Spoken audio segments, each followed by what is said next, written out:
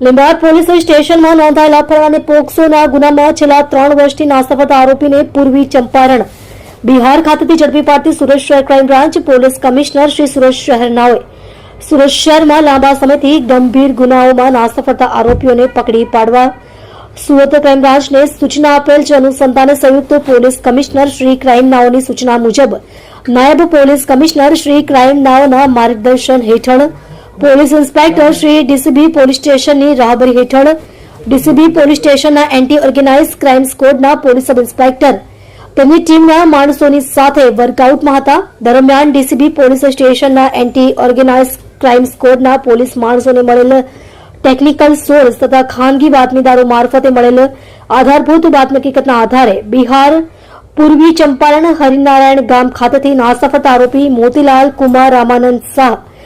ઉંમર વર્ષ 26 ધંધો મજૂરી કામ રહેવાસી ગામ હરિનારાયણપુર પોસ્ટ ગડહિયા મેન મહેસી જિલ્લો પૂર્વી ચંપારણ બિહારનાને પકડી પાડવામાં આવેલ છે। મજકૂર આરોપી લીંબાયત પોલીસ સ્ટેશન પાર્ટ A ગુનો રજિસ્ટર્ડ નંબર 2023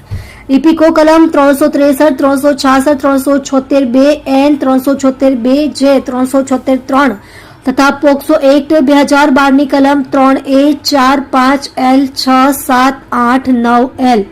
10 વગેરે મુજબના ગુનામાં નાસ્તા ફરતા હોય આરોપીનો કબજો લીંબાયત પોલીસ સ્ટેશનમાં સોંપવા તજવીજ કરેલ છે।